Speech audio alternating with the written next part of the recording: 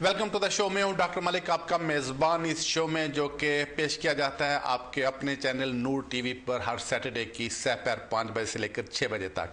नाजरीन, इस शो में मैं आपकी लाइव टेलीफोन कॉल्स लेता हूं और अगर आपको कोई इमिग्रेशन से मुतल्लिका मसला है कि इमिग्रेशन से मुतल्लिक कोई परेशानी है तो आप इस प्रोग्राम में लाइव फ़ोन करके टेलीफोन करके एडवाइस ले सकते हैं। जैसे कि नाजरीन आपको पता है कि बेशुमार टीवी स्टेशन पे शायद इस तरह के शो चलते हों जहाँ आप फ़ोन करते हैं तो आपको एक प्रीमियम रेट नंबर पे फ़ोन करना पड़ता है जो कि 1.5-2 पाउंड पर मिनट के हिसाब से चार्ज करता है और आखिर में आपको ये कॉल काफ़ी महंगी पड़ती है। लेकिन नूर टीवी ने आपकी सहूलत के लिए जो टेलीफोन नंबर दिया है जो कि आपकी स्क्रीन पे दिखाई दे रहा है, अगर इस नंबर पर आप फ़ोन करेंगे तो आपको जो कॉल है वो लोकल रेट में पड़ेगी। तो नाजरीन, प्रोग्राम का सिलसिला शुरू होने से पहले ही कॉल का सिलसिला शुरू हो गया है। देखते हैं हमारे आज के पहले कॉलर कौन है। जी फरमाइए। जी अस्सलाम वालेकुम। वालेकुम सलाम। जनाब एक अर्ज है प्लीज जी। जरा मसलन बच्चे ने पाकिस्तान की बीवी मंगानी है ठीक ते इन्होंने जरा 2012 के 7वें महीने नवा रूल कढ़िया 18,600 वाला। जी। ये पिछली वीके दसदे सी पे कि कोर्ट ने रद्द कर छड़िया। ठीक। इनकी बाहर डेट नहीं निकली कोई कोर्ट की तरफों या मसलन, क्योंकि मैं बच्चों का वीजा अप्लाई करना है, मनु जरा कोई प्रॉब्लम है ते नाले नाल ये भी तुसी दसियो 18,600 विचों टैक्स दे के 18,600 होना चाहिए या कि इहदे विचों टैक्स भी देना है? जी, आपकी कॉल का शुक्रिया। असल में इमिग्रेशन रूल्स ये कहते हैं कि अगर कोई आदमी यहाँ पे सेटल्ड है या ब्रिटिश नेशनल है, अगर वो अपनी बीवी को या अपने बच्चों को बुलाना चाहता है, वो इस काबिल हो कि वो इसको मेंटेन और अकोमोडेट कर सके, यानी उनका खर्चा यहाँ पे उठा सके। लेकिन दरमियान में होम ऑफिस ने एक गाइडेंस इशू कर दी कि जी सिर्फ वही आदमी अपने बीवी या बच्चों को या अपने हस्बैंड को बुला सकेगा जिसकी इनकम 18,600 पाउंड होगी, और अगर बच्चे होंगे तो फ़ी बच्चा 2,400 पाउंड के हिसाब से उसकी इनकम हो, तभी उनको बुला सकेगा। तो इसको खैर कोर्ट में चैलेंज किया। हमारा एक बहुत बड़ा केस था, तो ये जो कानून है ये 9 जुलाई को लागू हुआ, तो हमारा जो केस था वो 16-17 को उसका डिसीजन आ गया। तो सुप्रीम कोर्ट ने कहा कि होम ऑफिस ने जो गाइडेंस दिया ये करेक्ट नहीं है, ये कानून के मुताबिक नहीं है, चूँकि इसको पार्लियामेंट ने अप्रूव नहीं किया था। इसका मतलब है कि ये जो 18,600 वाली स्कीम है ये कोर्ट ने ख़त्म कर दिया है। लेकिन यहाँ पे तरीका ये होगा कि जब कोर्ट कोई चीज़ ख़त्म कर दे, जब तक नया कानून बन के लागू नहीं होता है तब तक पुराना रूल्स ही पुराना कानून ही लागू रहता है। तो अब इस वक्त चूँकि छुट्टियां यहाँ पे अगस्त का महीने में यूके में छुट्टियां होती हैं, तो अगस्त के महीने के बाद अब चूँकि सितंबर शुरू हो गया आज से, तो इस मंथ में कोई सेशन होगा जिसमें फिर पार्लियामेंट अप्रूव करेगी कि इसमें कितने वेजेस होने चाहिए जो आदमी अपने बीवी बच्चों को बुला दे। और जब नया कोई कानून बनेगा या बनने वाला होगा तो हम इस प्रोग्राम में आपको पहले ही बता देंगे। तो फिलहाल 18,600 ये ग्रास इनकम होनी चाहिए, नेट नहीं। कॉल का शुक्रिया। नाज़रीन, देखते हैं हमारे अगले कॉलर कौन है। जी फरमाइए। अस्सलाम वालेकुम। वालेकुम सलाम। मुझे आपसे पूछना था, सिटीजनशिप अप्लाई करने के लिए मैं कौन से डॉक्यूमेंट्स मुझे रिक्वायर्ड होंगे? क्योंकि 2007 में मैंने एक टेस्ट पास किया था, उसका सर्टिफिकेट पता नहीं कहीं गुम हो गया, वो मुझे मिल नहीं रहा। तो जिस इंस्टीट्यूट से मैंने वो पास किया था, मैंने जब वहाँ से पूछा तो उन्होंने कहा हम डुप्लीकेट इशू नहीं करते। और at the time of test उन्होंने जब सर्टिफिकेट दे रहे थे उस वक्त उन्होंने ये बात कही थी कि होम ऑफिस में वो रिकॉर्ड भेज देते हैं इलेक्ट्रॉनिक के जरिए। तो अब प्लीज़ मुझे बताएं मैं क्या करूं, क्या डॉक्यूमेंट्स चाहिए होंगे, मुझे कुछ पता नहीं। जी, आपकी कॉल का शुक्रिया। असल में नेशनलिटी के जब आप अप्लाई करती हैं, एक तो उसकी फ़ी पे करना पड़ती है जो कि 851 पाउंड है। दूसरी बात यह है कि आपको अपना पासपोर्ट देना पड़ता है ये प्रूव करने के लिए कि आप पिछले 3 साल या 5 साल से यूके में रह रही हैं। और तीसरी चीज़ वो ये मांगते हैं कि आपके पास लाइफ इन यूके होना चाहिए। तो अगर आपने life in UK test pass किया था, अगर कहीं से कोई वेरिफिकेशन आपको मिल जाती है कि आपने पास किया था, और मुझे यकीन है कि आपने उसकी कापी भी होम ऑफिस को भेजी होगी, शायद उनकी फाइल में हो कोई इस किस्म की अगर कंफर्मेशन मिल जाती है, अगर सर्टिफिकेट नहीं भी मिलता तभी मुझे यकीन है कि वो मान लेंगे। तो अगर आप बाकी रिक्वायरमेंट्स, इसमें 4-5 और भी रिक्वायरमेंट्स होते हैं, अगर आप पूरी कर रही है तो मुझे यकीन है 2-1 महीने में आपकी नेशनलिटी हो जाएगी। नाज़रीन, देखते हमारे अगले कॉलर कौन है। जी फरमाइए। मलिक साहब। वालेकुम सलाम। जी मलिक साहब, 2 वीक पहले सानू अनडेफिनेट स्टे मिले है ਤੇ ਇੱਕ ਬੱਚਾ ਅਸੀਂ ਪਾਕਿਸਤਾਨ ਤੋਂ ਲੈ ਕੇ ਆਏ ਸਾਂ ਤੇ ਇੱਕ ਬੱਚਾ ਸਾਡਾ ਇੱਥੇ ਬੋਰਨ ਹੋਇਆ ਲੰਡਨ ਵਿੱਚ। ਠੀਕ। ਤੇ ਅਸੀਂ ਉਹਨਾਂ ਰਜਿਸਟ੍ਰੇਸ਼ਨ ਅਪਲਾਈ ਕਰਨੀ ਹੈ ਤੇ ਦੋਨਾਂ ਬੱਚਿਆਂ ਦੀ ਅਪਲਾਈ ਕਰਾਂਗੇ ਜਾਂ ਕੁਝ ਵਕੀਲ ਕਹਿੰਦੇ ਜੀ ਇੱਕ ਦੀ ਕਰੋ, ਕੁਝ ਕਹਿੰਦੇ ਨੇ ਦੋਵਾਂ ਦੀ ਤੁਸੀਂ ਕਰ ਸਕਦੇ ਹੋ। ਜਰਾ ਪਲੀਜ਼ ਉਹਦੇ ਬਾਰੇ ਥੋੜਾ ਕੁਝ ਤੁਹਾਨੂੰ ਗਾਈਡ ਕਰੋ। जी आपकी कॉल का शुक्रिया। असल में जो बच्चा आपका यहाँ पे पैदा हुआ उसकी तो नेशनलिटी हो जाएगी और जो पाकिस्तान में पैदा हुआ उसकी नहीं होगी, क्योंकि ऐसा रूल है कि अगर कोई बच्चा यहाँ पे पैदा हो जाए तो उसके माँ या बाप में से कोई एक या तो ब्रिटिश नेशनल बन जाए या उसको यहाँ पे इंडेफिनिट स्टे मिल जाए तो बच्चा नेशनलिटी के लिए क्वालिफाई कर जाता है जो यहाँ पैदा हुआ। तो इसका मतलब है जो बच्चा आपका यहाँ पैदा हुआ है वो अगर एप्लीकेशन नेशनलिटी के लिए करेगा तो उसकी नेशनलिटी अभी हो जाएगी। कॉल का शुक्रिया। नाज़रीन देखते हैं हमारे अगले कॉलर कौन है। जी फरमाइए। जी वालेकुम सलाम। मतलब साहब आपने ये पूछना था कि मेरी फैमिली को 10 महीना 2 साल पूरे हो जाएंगे। अच्छा, अब इस इनके लिए स्टे के लिए अप्लाई करना है या 27 मंथ का जो उन्होंने वीजा दिया है वो 12वें महीने में खत्म होती है 8 तारीख को। ठीक। अभी अप्लाई कर दूं या 12वें महीने करूं? जी आपके कॉल का शुक्रिया। असल में जब कोई आदमी शादी की बुनियाद पे यहाँ आए तो उसको यहाँ पे 24 महीने रहना पड़ता है, 2 महीने अपनी बीवी के साथ रहना पड़ता है और फिर जब 2 साल पूरे कर लेता है फिर उसके बाद वो इंडेफिनिट स्टे के लिए अप्लाई कर सकता है। चूँकि बाज़ वक़्त ऐसा होता था कि आदमी को आते वक्त को महीना एक लग जाता था और यहाँ अप्लीकेशन करने में भी बाज़ वक़्त कुछ देर लग जाती थी तो वो लोग ओवरस्टेयर हो जाया करते थे। तो इस परेशानी को देखते हुए इमिग्रेशन वालों ने एक कानून बना दिया कि 24 महीने के बजाय हम आपको 27 महीने का वीज़ा दे दिया करेंगे और जो ही आप यूके में 24 महीने पूरे कर लें आप इंडेफिनिट स्टे के लिए अप्लाई कर सकेंगे। तो इसका मतलब है आपको अगर 24 महीने पूरे हो रहे हैं तो आपको 27 महीने तक वेट करने की जरूरत नहीं है, बल्कि 24 महीने की कंप्लीशन पर ही अप्लाई कर सकेंगे। तो आपकी जो फ़ी है वो 991 है और मुझे यकीन है कि आपने life in UK test pass कर लिया होगा। कॉल का शुक्रिया। नाज़रीन देखते हैं हमारे अगले कॉलर कौन है। जी फरमाइए। जी जी आवाज़ आ रही है मलिक साहब? जी बिल्कुल फरमाइए। हाँ जी मलिक साहब ने बात ये पूछना था कि मैंने शादी की थी, मैंने अपनी वाइफ का वीज़ा अप्लाई किया था 29 जून को। ठीक। तो जो न्यू रूल हैं जो 18,600 का, क्या वो मेरे ऊपर अप्लाई होगा? जी आपकी कॉल का शुक्रिया। नहीं, आपके ऊपर अप्लाई नहीं होगा चूंकि वो जो नया रूल लागू हुआ था जो कि 9 जुलाई को लागू हुआ था, चूंकि उसके पहले आपकी एप्लीकेशन मसलों को जा चुकी थी, उनको मिल चुकी थी, लिहाजा वो रूल आपके ऊपर अप्लाई नहीं होगा, बल्कि पुराने रूल्स में आपकी केस का फैसला किया जाएगा जिसमें कि सिर्फ ये एस्टैब्लिश करना था कि आप अपने आप को मेंटेन और अकोमोडेट कर सकते थे। कॉल का शुक्रिया। नाज़रीन देखते हैं हमारे अगले कॉलर कौन है। जी फरमाइए। अस्सलाम वालेकुम मलिक साहब। वालेकुम सलाम। मलिक साहब एक बात से पूछनी थी कि मेरे बच्चे जो हैं और मेरी वाइफ जो है वो इटालियन नेशनल हैं और वो हम तकरीबन 2 साल पहले यहाँ पे यूके शिफ्ट हुए थे, वहाँ से इटली से यहाँ पे। तो हमने यहाँ पे रेजिडेंट कार्ड के लिए अप्लाई किया तो हमें रेजिडेंट कार्ड जो है वो मेरी वाइफ का मुझे बनकर के आ गया, लेकिन मैंने बच्चों का भी अपना पासपोर्ट भेजा था साथ में और बच्चों की जो है लेकिन मतलब गलती से जो है बर्थ सर्टिफिकेट नहीं भेजा था हमने, लिहाजा जो है बच्चों का तो उन्होंने रिजेक्ट कर दिया। उन्होंने भेजा है, कहा है कि उनको इशू नहीं किया उन्होंने कार्ड, अलबत्ता मुझे और मेरी वाइफ को कर दिया। लेकिन चूंकि मेरे बच्चे भी इटालियन से जाहिर है वो यहाँ पे माशाल्लाह 2 साल से पढ़ रहे हैं स्कूल में, तो मतलब ये उनके कोई स्टेटस कोई फर्क नहीं पड़ेगा या फिर ये कि मैं जब 5 साल के बाद जब मैं अपना दोबारा रिन्यू करवाने के लिए भेजूं साथ में बच्चों के पासपोर्ट पे दोबारा भेजूं तो क्या कंडीशन हो उसके बारे में कोई बता सकेंगे प्लीज? जी आपकी कॉल का शुक्रिया। अगर तो आपने पेपर नहीं भेजे थे तो आपकी एप्लीकेशन में रिजेक्ट कर दी थी, ज़्यादा बेहतर है कि न्यू एप्लीकेशन कर दें, लेकिन आपको दोबारा फी पे करना पड़ेगी। कॉल का शुक्रिया। नाज़रीन देखते हैं हमारे अगले कॉलर कौन है। जी फरमाइए। वालेकुम सलाम। मैं पूछना चाह रही हूँ पाकिस्तान से मंगेतर बिलात हूँ 18,600 थी कट की ने। जी आपकी कॉल का शुक्रिया। पहले भी एक कॉलर के जवाब में मैंने यही बताया था कि 18,600 का गवर्नमेंट ने मुकर्रर की थी, लेकिन एक कोर्ट ने एक अदालत ने यहाँ पे फैसला दे दिया है कि ये चीज़ अच्छी नहीं है, ये फेयर नहीं है। तो इसका मतलब है नए रूल्स बनने वाले हैं तो चंद ही माह में नए रूल्स बन जाएंगे, लेकिन जब तक नए रूल्स नहीं बनते हैं तब तक 18,600 ही रहेगी। कॉल का शुक्रिया। नाज़रीन बढ़ते अगले कॉलर की तरफ। जी फरमाइए। हेलो अस्सलाम वालेकुम। वालेकुम सलाम। जी मैं पूछना चाहती थी मेरी 2 जून 2011 में मेरी इंडेफिनिट स्टे हो गई थी और अब मैं अगर नेशनैलिटी के लिए अप्लाई करती हूँ तो कितना टाइम लगेगा और क्या फीस होगी उसकी? जी आपकी कॉल का शुक्रिया। अगर तो डिपेंड है आपको किस बेस पे यहाँ पे इंडेफिनिट स्टे मिला है। अगर तो किसी आदमी को शादी के बेस पे इंडेफिनिट स्टे मिला है फिर तो वो डेट ऑफ एंट्री से 3 महीने के बाद नेशनलिटी के लिए अप्लाई कर सकता है। तो अगर किसी और ग्राउंड पे मिला है तो फिर 5 साल के बाद उसे अप्लाई करना पड़ता है, लेकिन ऐसी सूरत में उसको इंडेफिनिट स्टे मिलने के 1 साल के बाद वेट करना पड़ता है। मुझे लगता है कि आपको शायद शादी की बुनियाद पर इंडेफिनिट स्टे मिला है। अगर ये सिचुएशन है तो आपको सिर्फ पासपोर्ट भेजना पड़ेगा, साथ life in UK test certificate भेजना पड़ेगा। तो मुझे यकीन है कि आपका बहुत जल्दी नेशनलिटी हो जाएगी, लेकिन आमतौर पर इसमें 2 से 3 महीने इस वक्त लगते हैं। कॉल का शुक्रिया। नाज़रीन बढ़ते अगले कॉलर की तरफ। जी फरमाइए। अस्सलाम वालेकुम। वालेकुम सलाम।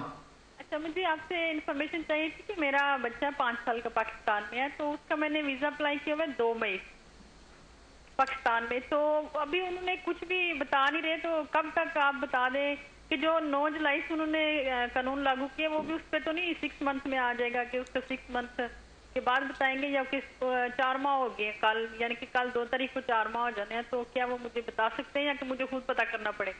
जी, आपकी कॉल का शुक्रिया। अगर तो बच्चे का बाप यूके में है तो फिर तो बच्चे को वीज़ा मिल जाएगा, बशर्ते कि आप अपने आप को मेंटेन और अकोमोडेट कर सकते हो। क्योंकि आपने एप्लीकेशन 9 जुलाई से पहले की थी, लिहाजा वो जो नए वाला रूल है वो उस पर इतलाक नहीं करेगा, उस पर अप्लाई नहीं करेगा। बल्कि अगर आप जब सिर्फ आपको ये एस्टैब्लिश करना पड़ता था और करना पड़ेगा कि आप अपने आप को और बच्चे को यहाँ पे मेंटेन और अकोमोडेट कर सकती हैं, यानी आप फुल टाइम आप या आपके हस्बैंड काम करते हैं। अगर आपके हस्बैंड यहाँ पे हैं तो मुझे यकीन है आपको उसको बहुत जल्दी वीज़ा मिल जाना चाहिए। आप ब्रिटिश हाई कमीशन को ईमेल कर सकते हैं या उनको फ़ोन करके भी पता कर सकते हैं कि इसमें डिले क्यों हो रही है, चूँकि आमतौर पर 2 से 3 महीने में ऐसे वीज़े लग जाते हैं। कॉल का शुक्रिया। नाज़रीन, बढ़ते अगले कॉलर की तरफ। जी फरमाइए। जी नमस्ते डॉक्टर मलिक। नमस्ते। एक्चुअली मैं 2 साल से यहाँ वर्क परमिट पे काम कर रही हूँ। मेरी बेटी अभी 4 महीने की है, तो जो मेरी नेक्स्ट एक्सटेंशन है वो अभी 1 साल में है। उसके बाद मुझे फिर से 2 साल की एक्सटेंशन लेनी पड़ेगी। तो मुझे ये पूछना था कि मुझे अपनी बेटी के लिए वीजा अभी अप्लाई करना पड़ेगा, जहाँ मैं अभी 1 साल वेट कर सकती हूँ, मेरी नेक्स्ट एक्सटेंशन के साथ मैं अप्लाई कर सकती हूँ? जी, आपकी कॉल का शुक्रिया। आप दोनों बातें कर सकती हैं। अगर अभी अप्लाई कर रहे हैं तो अभी भी अप्लाई कर सकती हैं। अगर 2 साल के बाद, अगर साल के बाद जब आपकी एक्सटेंशन होगी उस वक्त अप्लाई भी कर सकती हैं। लेकिन बच्चे का पासपोर्ट बनवा लें। उसका तरीका ये होगा कि आपका बर्थ सर्टिफिकेट, अपना पासपोर्ट और हस्बैंड का पासपोर्ट, मैरिज सर्टिफिकेट या अपनी एम्बेसी को जाकर दें तो वो बच्चे का पासपोर्ट बना कर देंगे। चूँकि बच्चे के पासपोर्ट की जरूरत पड़ेगी बच्चे का स्टे लगवाने से पहले। अगर तो आपको कहीं ट्रैवल करना है तो फिर बेशक अभी अप्लाई करके और बच्चे का जो स्टैंप है वो करवा लें। लेकिन अगर ट्रैवल वगैरह नहीं करना है तो बच्चे का पासपोर्ट जरूर बनवा लें, चूँकि वो पासपोर्ट बनवाते वक्त जो एम्बेसीज हैं वो थोड़ी देर लगाती हैं, और जब पासपोर्ट बन जाए उसके बाद एनी टाइम आप बच्चे की स्टे के लिए अप्लाई कर सकती हैं। अगर ट्रैवल नहीं करना है तो आप नेक्स्ट ईयर अपने साथ भी अप्लाई कर सकेंगी। फाइनेंशियली आपको नेक्स्ट ईयर थोड़ा सस्ता पड़ेगा, क्योंकि अगर अभी अप्लाई करेंगी तो आपको मेन अप्लीकेंट के तौर पर मानेंगे, उसकी एप्लीकेशन लेंगे, उसकी जो फ़ी है वो थोड़ी ज़्यादा होती है। लेकिन अगले साल जब अपने साथ अप्लाई करेंगी तो उसकी फ़ी थोड़ी कम होगी। कॉल का शुक्रिया। नाज़रीन, देखते हैं अगले कॉलर कौन है। जी फरमाइए। हेलो जी। हेलो, अस्सलाम वालेकुम। वालेकुम सलाम। जी सर, मैं कुछ सवाल पूछना कि जिस वक्त कोई इंसान का कोई वीज़ा लगता है 2-2.5 साल 27 मंथ वास्ते, और जिस वक्त वो शुरू का स्टाम्प लग गया है जून 2011, उसकी जी एंट्री डेट होंगी जो अप्लाई करना वो करो अप्लाई कर सकती है, और बाकी हैगा इंडेफिनिट वास्ते करो अप्लाई कर सकती है, तो विच टेस्ट इंग्लिश टेस्ट उससे कर सकती है। और बाकी हैगा जिस वक्त कोई इंसान पे पाकिस्तान जाता इंडेफिनिट स्टे होने तो बाद उसको बाद कोई पैक दिन होता तो पाकिस्तान आने वास्ते। मुझे लगता है कि आप पूछ रहे हैं शादी के करके अगर कोई यहाँ पे 2 साल के वीज़े के ऊपर आए हो, अगर कोई 2 साल वीज़े के ऊपर आए तो 2 साल में उसको एक इंग्लिश टेस्ट पास करना पड़ता है जिसको लाइफ इन यूके कहते हैं। तो उसके बाद आदमी अप्लाई कर सकता है इंडेफिनिट स्टे के लिए। लेकिन जो स्पॉन्सर है यानी को अगर हस्बैंड है उसको यहाँ पे 2 साल काम करना पड़ेगा। 2 साल में अगर वो पाकिस्तान आना जाना चाहें हॉलीडेज़ में तो बिल्कुल आ जा सकती है। कॉल का शुक्रिया। नाज़रीन, देखते हैं हमारे अगले कॉलर कौन है। जी फरमाइए। जी वालेकुम सलाम। मुझे आपसे पता करना था कि मेरा आप थोड़ा जोर से बोले, आवाज़ ज़्यादा नहीं आ रही आपकी। मेरा इंडेफिनिट स्टे आज से 3 साल पहले हो गया था, लेकिन मैं रेगुलर यूके में नहीं रही, तो अब मुझे नेशनलिटी के लिए अप्लाई करना है, तो क्या मैं कर सकती हूँ? किस लिए अप्लाई करना है? नेशनलिटी के लिए अप्लाई करना है। नेशनलिटी अप्लाई करनी है जी, लेकिन मैं रेगुलर यूके में पिछले 3 साल से नहीं रही, मतलब 6 महीने रह गई, फिर चली गई, तो क्या मैं कर सकती हूँ? असल में आपकी मुझे पूरी समझ नहीं आ सकी। आप नेशनलिटी अप्लाई करना चाहती हैं तो आपका सवाल क्या है? जी, मेरा सवाल ये है कि मैं यूके में after definite leave to remain रही नहीं, रेगुलर नहीं रही, तो इसलिए मैं ये जानना चाहती थी कि अब क्या मैं कर सकती हूँ? असल में मुझे आपके सवाल की समझ नहीं आ रही है, तो अगर आप मुझे बाद में रिंग कर ले तो मैं आपके सवाल का जवाब दे दूंगा, तो मुझे समझ नहीं सका आप क्या सवाल पूछ रहे हैं। नाज़रीन, देखते हैं हमारे अगले कॉलर कौन है। जी फरमाइए। जी जी फरमाइए। वालेकुम सलाम। जी, मैंने क्वेश्चन पूछा था। मैंने ये रेजिडेंस कार्ड किया हुआ, तो अभी तक अपील अलाउड हुई थी 23 अप्रैल को। नहीं, आप टेलीफोन पे मुझसे बात करें, आप टीवी देख रहे हैं। जी, अप्रैल 23 अप्रैल को अपील अलाउड हुई थी, तो उसके बाद कोई आंसर नहीं है। क्या मोर देन 4 मंथ्स हो गए हैं, तो काफी कंप्लेन भी की है, ईमेल्स भी की है, तो क्या इसका आगे कर सकते हैं? जी, आपकी कॉल का शुक्रिया। असल में जब अपील अलाउ हो जाए तो उसके खिलाफ होम ऑफिस को राइट होता है कि वो आगे अपील करें, लेकिन आमतौर पर उसमें 5 दिन होते हैं। अगर वो 5 दिन में अपील ना करें फिर उनका ये राइट ख़त्म हो जाता है। उसके बाद होम ऑफिस को जो कोर्ट का डिसीजन है उसकी रोशनी में उनको आपको स्टे देना पड़ता है। अगर किसी वजह से डिले हो रही है तो आप होम ऑफिस को कंप्लेन कर सकते हैं। एक अपील्स का एक इम्प्लीमेंटेशन यूनिट है, उसको आप खासतौर पर कॉन्टैक्ट कर सकते हैं, या फिर जो होम ऑफिस के वकील हैं जिनको कहते हैं होम ऑफिस प्रेजेंटिंग यूनिट्स, उनको कॉन्टैक्ट करें। ये उनकी ड्यूटी बनती है, जो होम ऑफिस वाले वकील होते हैं प्रेजेंटिंग यूनिट, उनकी ड्यूटी होती है कि हम आपको इन्फॉर्म करें कि अपील अलाउ हो गई है, तो उसके मुताबिक आपको स्टे लगा के दे दें। तो आप ऐसा करें कि जो होम ऑफिस प्रेजेंटिंग यूनिट है, आप पता करें कि वो कौन सा ऑफिस है जो डील कर रहा था इस केस को, तो उसको कांटेक्ट करें, वो आपका स्टे करवा के दे देंगे। कॉल का शुक्रिया। नाज़रीन, देखते हैं हमारे अगले कॉलर कौन है। जी फरमाइए। वालेकुम सलाम। मलिक साहब, ये मेरे 3-4 महीने में 10 साल पूरे हो जाएंगे, उसके लिए क्या क्या जरूरत पड़ेगी पेपर्स की? आपका क्या वीजा है? अभी Tier 1 जनरल है मेरा। ठीक है जी, आपकी कॉल का शुक्रिया। हाँ, अगर कोई लीगली यहाँ पे 10 साल पूरे कर ले तो 10 साल कंप्लीट करने के बाद वो इंडेफिनिट स्टे के लिए अप्लाई कर सकता है, लेकिन उसमें शर्त यह है कि वो 10 साल लीगल तरीके से यूके में रहता रहा हो। तो उसमें कोई खास जरूरत नहीं पड़ेगी, बस आपके पासपोर्ट की जरूरत पड़ेगी कि आप पिछले 10 साल से यूके में लीगल तरीके से रहते रहें। तो आपने life in UK test pass करना है, और अगर साथ को सपोर्टिंग डॉक्यूमेंट्स हैं, जैसे आप अगर कहीं काम करते हैं या अगर आपकी जो बैंक स्टेटमेंट हैं और प्रूफ ऑफ अकोमोडेशन है, ये 2-3 चीज़ें भी साथ भेजें तो मुझे यकीन है आपको बहुत जल्दी इंडेफिनिट स्टे मिल जाएगा। कॉल का शुक्रिया। नाज़रीन, देखते हैं हमारे अगले कॉलर कौन है। जी फरमाइए। नमस्कार मलिक साहब। नमस्कार। मैं यहाँ पर HSMP पे था और इंडेफिनिट स्टे पा चुका हूँ। अच्छा। और अभी मैं नेशनलिटी नहीं लेना चाहता हूँ, और क्योंकि मेरा साल भी खत्म होने जा रहा है और अगला ये दिसंबर है, अपकमिंग दिसंबर में मैं इंडिया ट्रैवल करना चाहता हूँ। ठीक है। तो मैं क्या अपने कोई मतलब स्पेशल डॉक्यूमेंट मुझे अपनी एम्बेसी या ब्रिटिश एम्बेसी से या किसी और से चाहिए, या अपने पासपोर्ट के जरिए ही नॉर्मली आम पैसेंजर की तरह ट्रैवल कर सकता हूँ? प्लीज गाइड करेंगे। जी, आपकी कॉल का शुक्रिया। हाँ, आप एनी टाइम ट्रैवल कर सकते हैं, आपको किसी परेशानी का कोई सामना नहीं करना पड़ेगा। अपना आपके पास पासपोर्ट है, उसके ऊपर इंडेफिनिट स्टे का स्टिकर लग चुका है, या आपको उन्होंने कार्ड इशू किया होगा, तो आप बिल्कुल आ जा सकते हैं, कोई प्रॉब्लम नहीं। लेकिन ये बात ध्यान में रखें कि अगर आप ब्रिटिश नेशनलिटी के लिए अप्लाई करेंगे तो उसमें शर्त ये होती है कि जब आप अप्लीकेशन करें तो उसके 1 साल पहले, पिछले 1 साल में आप 90 डेज से ज़्यादा यानी 3 महीने से ज़्यादा बाहर न रहे हों। तो ये ध्यान में रखें कि आप 90 डेज से ज़्यादा 1 साल में बाहर न रहें, तो बाकी आप एनी टाइम ट्रैवल करके वापस आ सकते हैं, कोई परेशानी नहीं होगी। कॉल का शुक्रिया। नाज़रीन, बढ़ते हैं अगले कॉलर की तरफ। जी फरमाइए। हेलो जी। जी, अस्सलाम वालेकुम। जी वालेकुम सलाम। जी, मैंने आपसे पूछना था, मैंने असाइलम क्लेम किया हुआ है, फरवरी में किया था 2012 में। ठीक है। तो मेरे सुनने में आया है कि आप अपने स्पाउस को 6 महीने अगर आपको हो जाए असाइलम के, तो आप अपने स्पाउस को उसके लिए क्लेम कर सकते हैं। तो क्या ये ठीक है? आप मुझे कुछ गाइड करें किस बारे में? उसके लिए क्या क्लेम कर सकते हैं? ये जी फियर ऑफ प्रोसिक्यूशन। जी, आपकी कॉल का शुक्रिया। मैं समझ नहीं सकता, अगर तो आपने एप्लीकेशन की हुई है तो उसका आमतौर पर 2-4 महीनों में डिसीजन आ सकता है। तो हस्बैंड के लिए अब मुझे पता नहीं आप क्या क्लेम कर सकती हैं। हाँ, अलबत्ता किसी आदमी को अगर यहाँ पे असाइलम मिल जाती है, उसको रिफ्यूजी स्टेटस मिल जाता है, तो वो अपने बीवी बच्चों को यहाँ पे अगर बुलाना चाहे, अगर हस्बैंड को बुलाना चाहे तो उनको यहाँ पे बुला सकता है, लेकिन रिफ्यूजी स्टेटस मिलने के बाद। कॉल का शुक्रिया। नाज़रीन, देखते हैं हमारे अगले कॉलर कौन है। जी फरमाइए। हेलो। जी फरमाइए। हाँ जी मलिक साहब, एक्चुअली बात ऐसे थी कि मेरा कजन है, 2 साल पहले आया था। ठीक है। और उसका स्टूडेंट वीजे पे था और उसका वीजा अभी खत्म हो गया है। ठीक। तो अब वो क्या कर सकता है? जी, आपकी कॉल का शुक्रिया। असल में उसने वीज़ा ख़त्म होने से पहले एक्सटेंशन के लिए अप्लाई करना था, तो अनफॉर्चुनेटली उसने अगर नहीं किया है तो ये उसने गलत किया, क्योंकि आगे फिर उसको प्राइस पे करना पड़ेगी। तो ज़्यादा बेहतर है किसी अच्छे वकील से जाकर मिले और उनको पूरी बात बताकर उनसे मशवरा कर ले कि इस स्टेज पे वो क्या कर सकता है। कॉल का शुक्रिया। नाज़रीन, देखते हैं हमारे अगले कॉलर कौन है। जी फरमाइए। हेलो। जी। जी, मेरा नाम रविंद्र है। अच्छा। और मेरे कजन यहाँ पे 2 या 3 से पहले आए थे। अच्छा।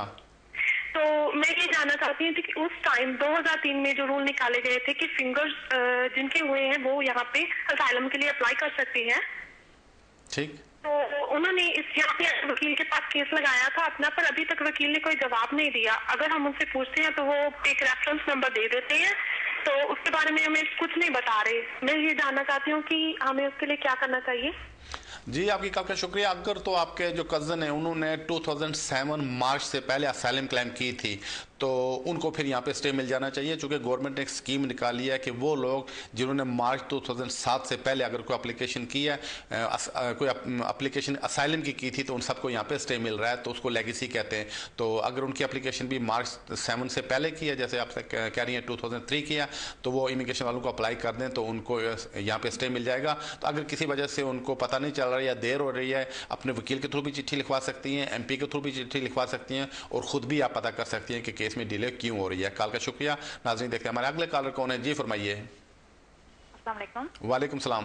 जी, मैं फौजिया बात कर रही हूँ। मैंने ये पता करना था कि मैंने इंडेफिनिट के लिए अप्लाई किया था, ठीक, तो वो मैंने गलती से सोलिसिटर के थ्रू कर दिया। अच्छा। हुआ क्या कि उन्होंने मेरे डॉक्यूमेंट्स 10 महीने के बाद मुझे वापस भेज बगैर इंडेफिनिट के। अच्छा। यहाँ तक कि मैंने life in the UK test भी पास किया। अब मुझे, मेरी दादी बीमार है, मुझे पाकिस्तान जाना है, तो उसके लिए मुझे एक्सटेंशन चाहिए थी। मैंने दोबारा पेपर्स भेजे होम ऑफिस को, उन्हें सारी सिचुएशन लिखी कि मेरे साथ ये हुआ, जिस वजह से मैं लेट हो गई। तो अभी 8 वीक हो गए हैं, तो कितना टाइम और लगेगा हमें पता करने? जी, आपकी कॉल का शुक्रिया। आमतौर पर अगर आप ऐसी एप्लीकेशन करती हो तो 3 महीने में यानी 13 वीक्स में होम ऑफिस उसका डिसीजन कर देते हैं, लेकिन पिछले दिनों चूंकि ओलंपिक्स यहाँ पे रहे इस वजह से थोड़ा सा डिले हो रही है, लेकिन अगर 8 वीक हो गए तो इसका मतलब और 5-6 वीक में आपके केस का फैसला हो जाएगा। कॉल का शुक्रिया। नाज़रीन, देखते हैं हमारे अगले कॉलर कौन है। जी फरमाइए। अस्सलाम वालेकुम जी। वालेकुम सलाम। जी, मैंने ना दिसंबर में केस अप्लाई किया था FLOM, और मेरा बेटा अभी 3 महीने वाले 7 साल का भी हो चुका है। तो आप बताएंगे कि कितना टाइम लगता है डिसीजन आने के लिए, क्योंकि अभी एटलीस्ट 8 मंथ हो गए हमें, और कि डिसीजन क्या आएगा कि हमें 3 साल का वीजा मिलेगा या 2.5 साल की भी मिलेगी? जी, आपके कॉल का शुक्रिया। आप डिपेंड है कि आपने क्या एप्लीकेशन की है। अगर इंडेफिनिट स्टे के लिए अप्लाई किया तो उसकी फ़ी ज़्यादा होती है, अगर आपने डिस्कशन लीव के लिए अप्लाई किया तो उसकी फ़ी अलग है, और दोनों के एप्लीकेशन फॉर्म अलग अलग हैं, और जो आपने अप्लाई किया आपको वही मिलेगा। तो कितना अर्सा लगेगा? जैसे कि पहले कॉलर्स के जवाब में मैंने यही बताया कि आमतौर पर जो हमारे वालों का टारगेट है वो है कि 13 वीक्स में यानी 13 वीक्स में 3-1 महीने में आपके केस का फैसला कर देते हैं, लेकिन पिछले दिनों कुछ थोड़ी सी डिले हुई है, लेकिन 3-1 महीने में आपके केस का फैसला हो जाता है। कॉल का शुक्रिया। नाज़रीन, देखते हैं हमारे अगले कॉलर कौन है। जी फरमाइए। अस्सलाम वालेकुम मलिक साहब। जी फरमाइए। क्वेश्चन था जी मेरे कंटिन्यूअस पीरियड के बारे में। मैंने ILR की अप्लाई करनी है नेक्स्ट ईयर फरवरी में। अच्छा।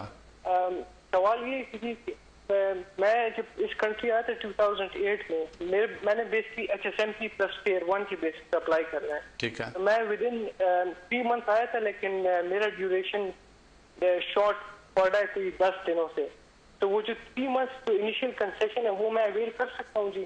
पहला सवाल ये। जो दूसरा सवाल मेरे डिपेंडेंट के बारे में, जिसने मुझे ज्वाइन किया था 1 साल पहले, इतना तो मुझे पता है कि वो उसने FLRM पे अप्लाई करना है, लेकिन वो मेरे साथ अप्लाई करेगी कि नहीं? जब मुझे ILR मिल जाएगा उसके बाद मैं उसके लिए अप्लाई कर सकता हूँ?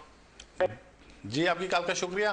चूँकि आप 5 साल पूरे कर रहे हैं, उसमें कोई 10 दिन का गैप है, तो इसमें कोई फ़र्क नहीं पड़ता। अगर आप शुरू में के जो 3 महीने हैं उनको आप अवेल कर सकते हैं। दूसरी बात यह कि अगर वाइफ का वीज़ा भी आपके साथ ही ख़त्म हो रहा है, जो मुझे यकीन है आपके साथ ही ख़त्म हो रहा है, तो ऐसी सूरत में जब आप अप्लीकेशन करें उस वक्त अपनी वाइफ के लिए भी अप्लीकेशन दे दें। कॉल का शुक्रिया। नाज़रीन, बढ़ते अगले नाज़रीन टाइम वो एक छोटी सी कमर्शियल ब्रेक का। आप TV देखते रहिएगा। ब्रेक के बाद चंद मिनट में आपसे फिर मुलाकात होती है।